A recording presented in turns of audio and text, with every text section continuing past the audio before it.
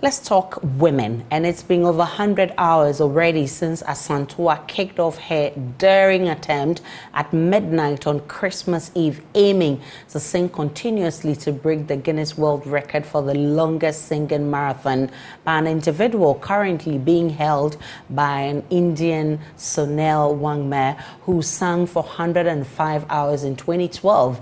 Well, going by the hours, literally, Afua has crossed the 105 hours. Technically, though, she would have to sing a few more hours to make up for any time wasted during her attempt at breaking the record in the last 5 days.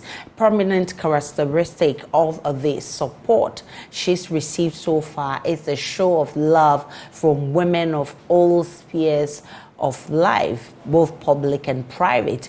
The woman factor in her success story can certainly not be underestimated. Talk of the Chief of Staff, Remo Parry, who has been there. She was there yesterday in the company of the Accra Mayor, Elizabeth Saki, among several followers to show love and encourage her to finish hard. There's also been media personalities and women voice activists. Ohenere Giftianti has been there. Actress Nana McBrown has been there. Ace gospel musicians, Daughters of Glorious Jesus, they've been there. High life musician Becca and popular radio show host Akuma Mamazimbi of Adom FM. The list is actually endless. Looks like for the first time, women, if not in Ghana, but in the capital city of Accra, have done great in supporting their fellow women. The end game is to emphasize the power of the woman and what she can do when given the needed support, both from home and outside.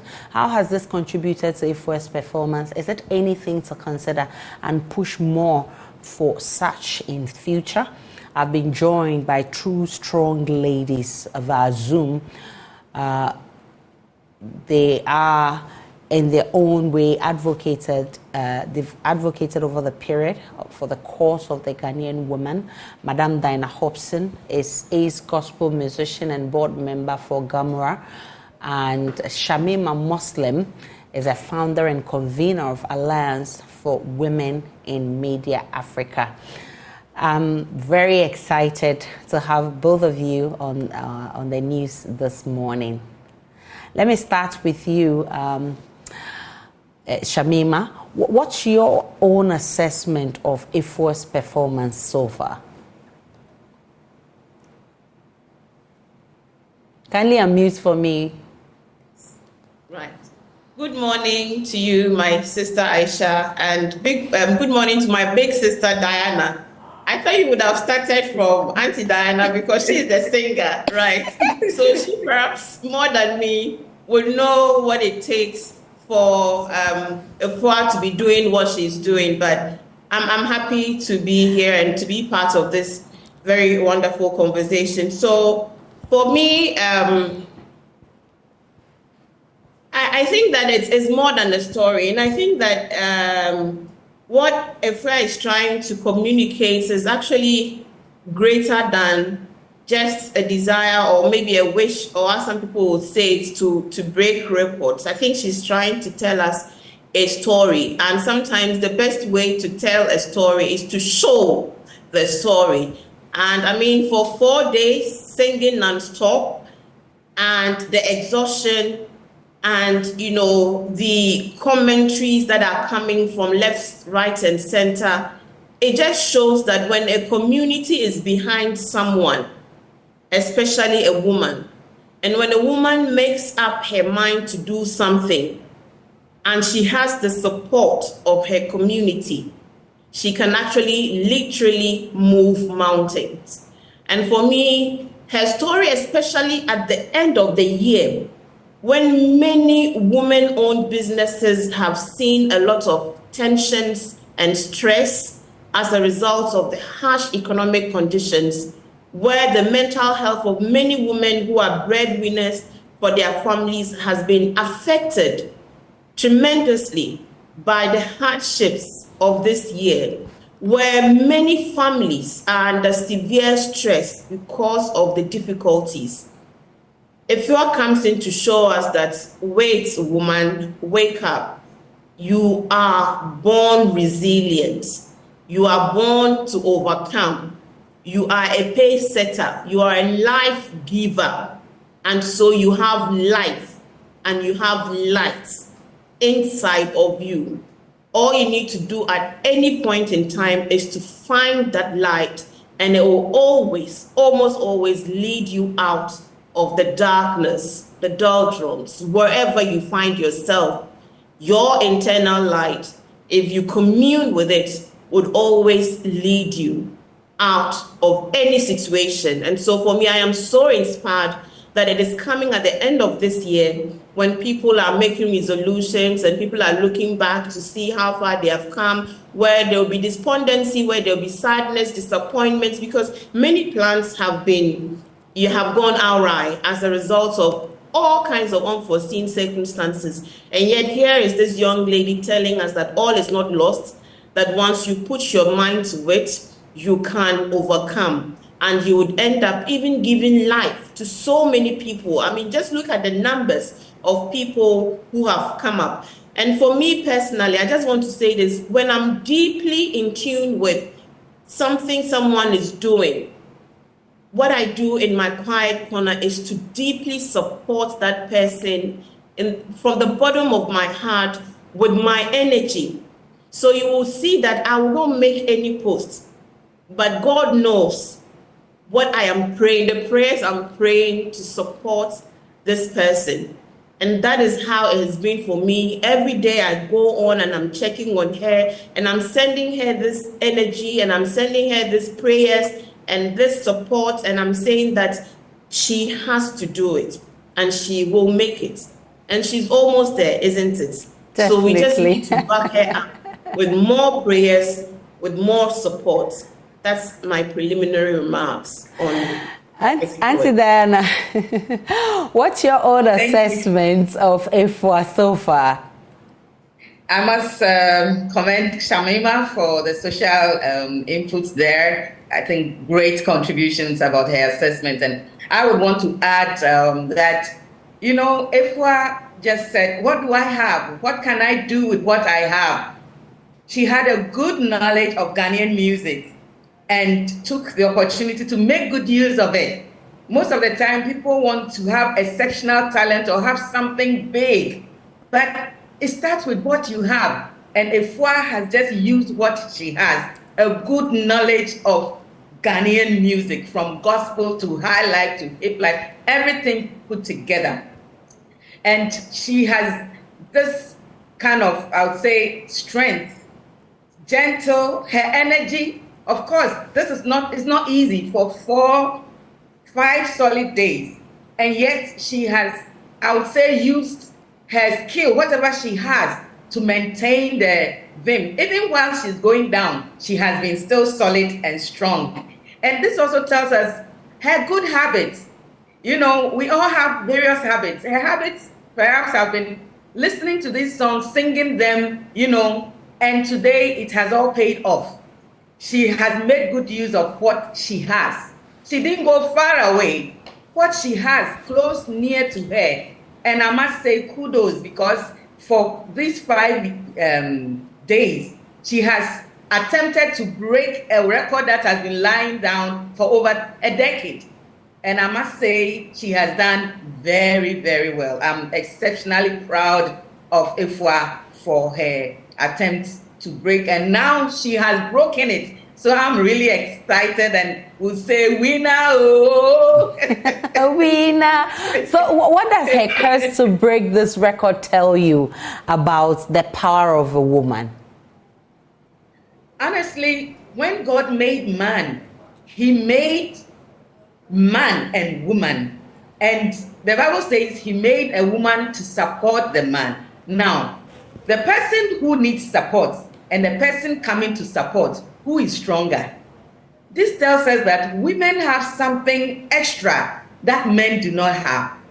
Though in strength and energy to carry heavy things, you will see physically that the man is strong. When it comes to the emotional aspect, women are stronger. And so this tells me, and I want to tell every woman listening, that emotionally, God has given us this resilience that we can go extra more. That's why we are quick to cry. Emotionally, we are very strong. We can feel the thing. And that is what has kept Afua going. And so I want to encourage every woman that emotionally, what we have is solid.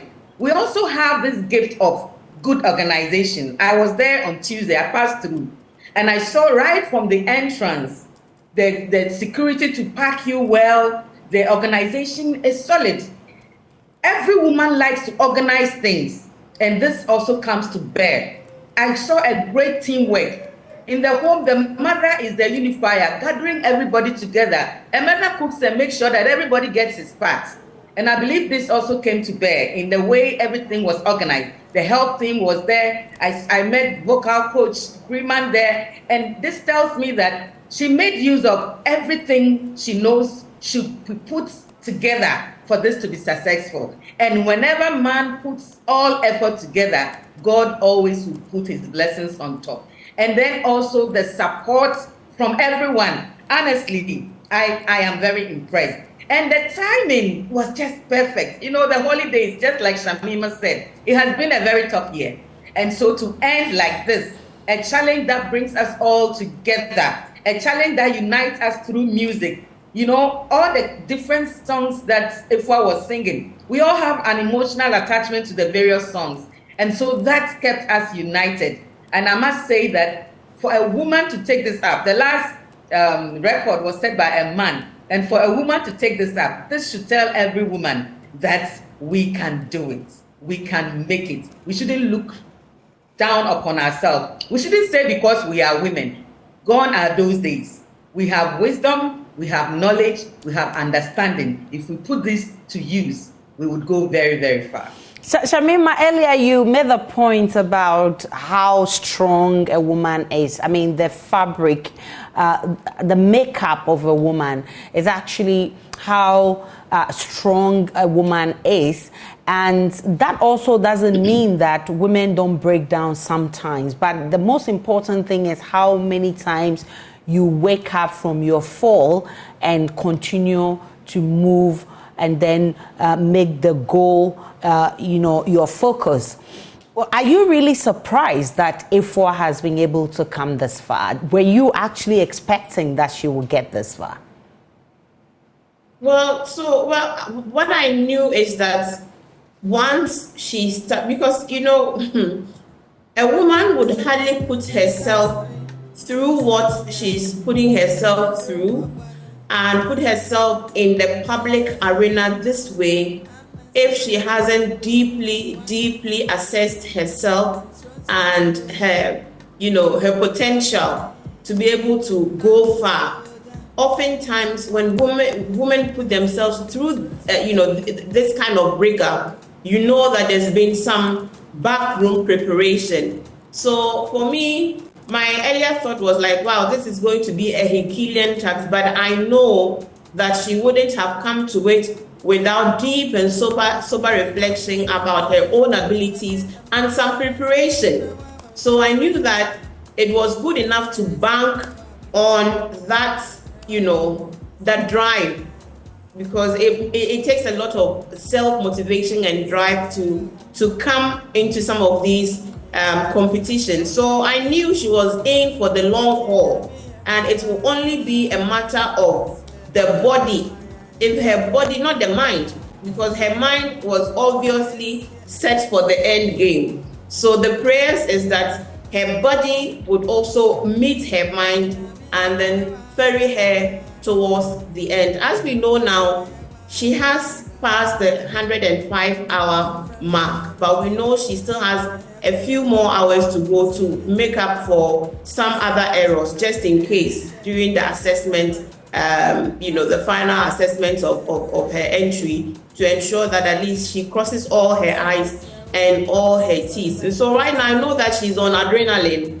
She's obviously on adrenaline, and the adrenaline, we're all praying, will ferry her to the finish line, hopefully, and with God on our side, she'll be able to break this record. But let me quickly add that however the outcome of this is, we must not lose sight of the message Afua has sent to all of us, of how she has become a rallying call, that truly Ghanaians can actually rally around a shared cause.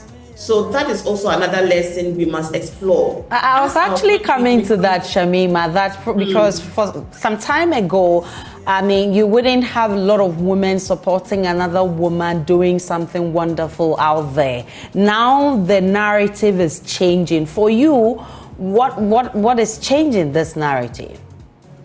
Well, thank you for that. I would have to disagree partly.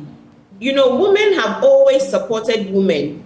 But I think that it's the expectation of the numbers and the expression of that support.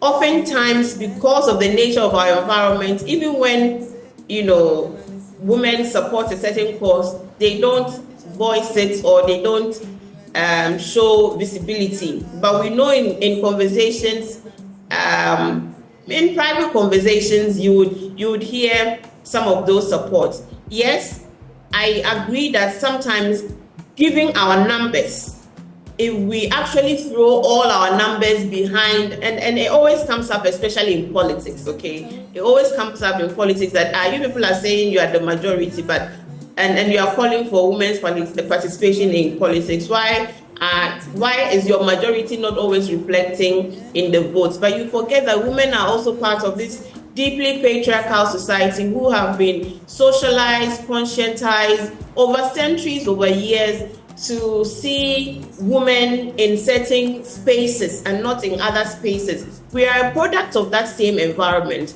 And sometimes we ourselves are also the nurturers of those same stereotypes, because that is how we have been taught how to do it. So I think the consistent public education, sensitization, desensitization, and avenues for learning and unlearning some of these negative stereotypes, plus the practical examples of women who are breaking glass ceilings in so many other areas, is giving birth to a new realization amongst our general populace that indeed women are able to, in the history of time, women have always contributed to the building of their societies. In ancient Egypt, there were women pharaohs. Their stories aren't always well told. In Ghana, we have women kings and chiefs. I beg your pardon. We have women chiefs, but it's not a general knowledge. When you say a woman is a chief, really, a woman can be a chief, but we do have some stools that have women sitting on them as chiefs. So we just need to ramp up the public education, the sensitization, to realize that we are moving into a world, if you look at happenings globally, we haven't even scratched the surface of our potential in terms of human resource. We haven't, because a country that has a lot of women in its population, but which women are mostly poor, mostly underrepresented, mostly in the informal economies, means that we are not scratching the surface of our potential. Mastercard Foundation, the couple, has been doing these annual reports on women-owned businesses globally. Ghana has always been in the top 5 in terms of women-owned businesses globally. Do you see? But we know that these are usually micro to medium to small scale enterprises. These women have sold oranges and tomatoes and seen their children through school, through education, through higher learning, some universities, some doctors. And these stories must be told about the sacrifice and resilience. The Ghana Statistical Service will tell you that there are many more female-headed households in Ghana than there are male-headed households.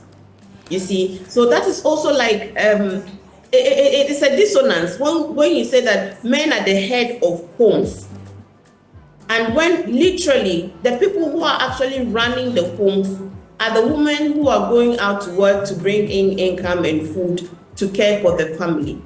In most parts of rural Ghana, women form the majority farmers. And they are farming on smallholder farms, lands that do not belong to them, because per law, by the customs, women don't own land.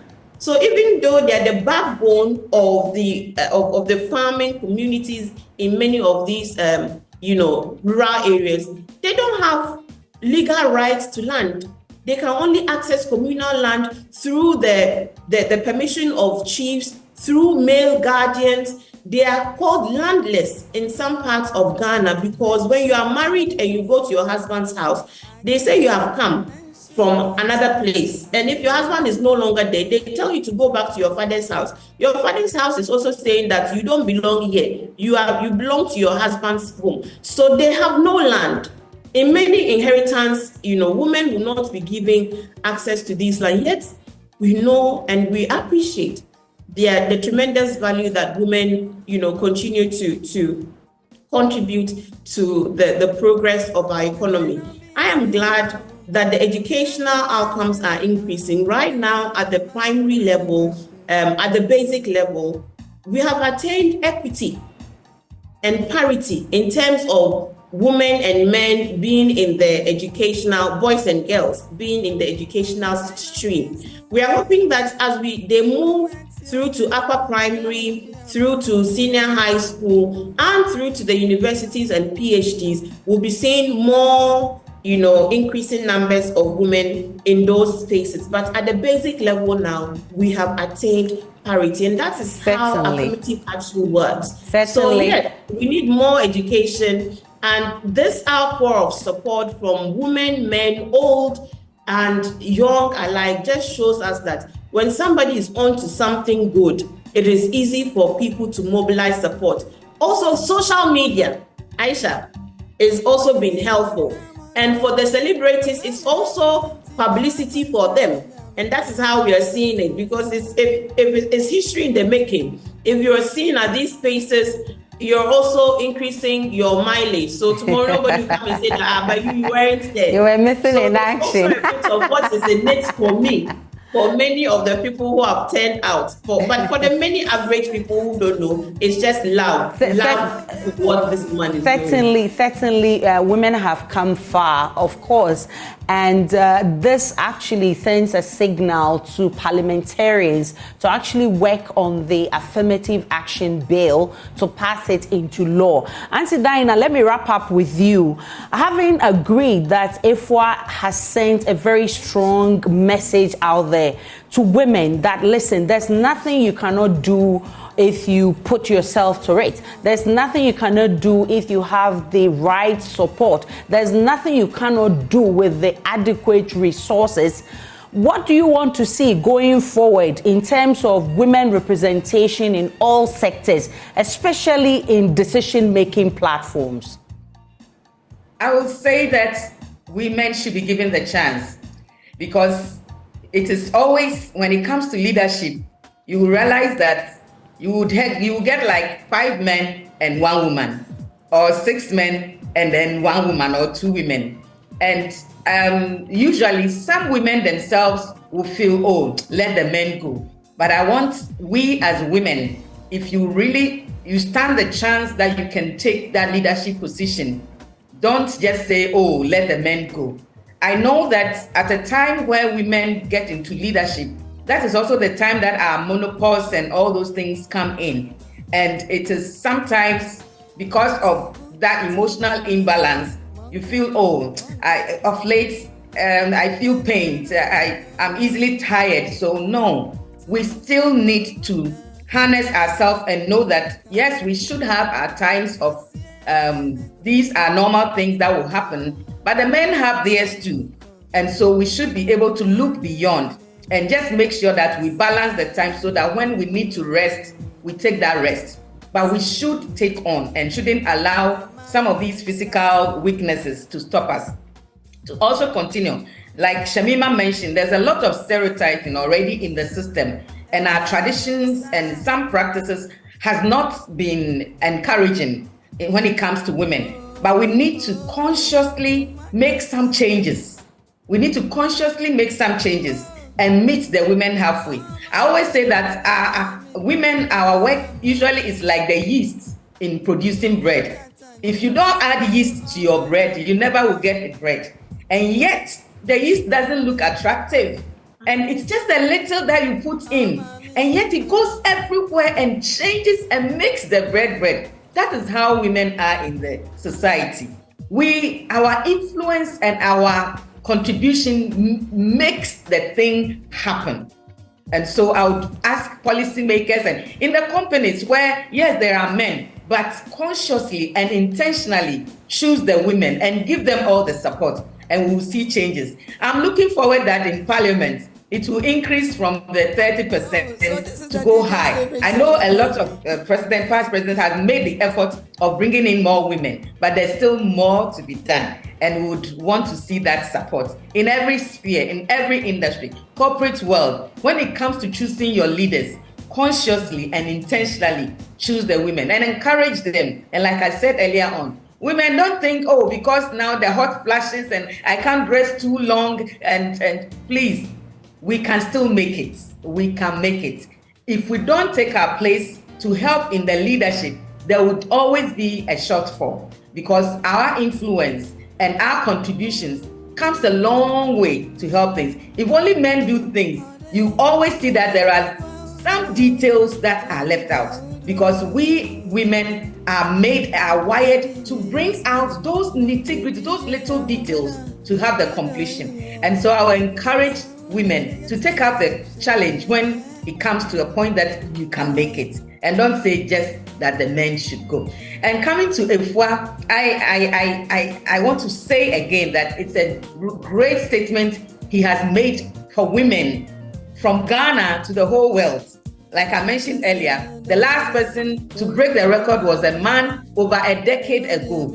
And I believe a decade ago, where Afua was, he didn't even have an intention or the mind of having a day like this.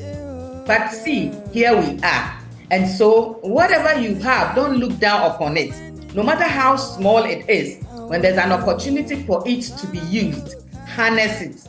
And we look beyond the sky. The sky is not just the limit, but beyond the sky, because God is beyond the sky. I must say kudos to all women, especially those in leadership. I want to encourage you that don't give up. Know that what you are doing is a worthy cause. When you feel discouraged, encourage yourself in the Lord. I could see moments when that it was really tough. And I could see she encouraged herself. She goes and comes back and you see that she has renewed her strength. Let us learn to do that. When you feel it is coming too strong, taking a little break will not spoil nothing. It will rather give you more strength. I want to encourage Ghanaian women to stand tall in every sphere that we have. Don't be shy. Don't look down upon yourself. If Afua has done it for Ghana, you can do it for your family. You can do it for your community. Gone were the days that only men were even pastors. Some Bible schools that never used to employ women have all changed their policies now. And so, hey, woman, encourage yourself. Don't lose any opportunity to learn something new. The day you stop learning, you start dying. And so every year, make it a point to learn something new. I believe Afua has had a great lot of experience. And I want to say to her, this is just the beginning. This is just the beginning. Now that she has won it, the life actually has started now. And so I pray that she gets all the strength, and let's continue to support her so that she will continue to hold the flag of Ghana really, really high. And of course, the sky is not even the limit for Afua, and she will enjoy all of us our support. Thank you so much, ladies. Diana Hobson, she is Ace gospel musician and board member of GAMRO, and Shamima Muslim, she's a founder and convener of Alliance for Women in Media Africa. I'm grateful that you were able to join us for this conversation. For Afua, keep enjoying our support. Finish hard, girl. We are with you in spirit. Let's take a break.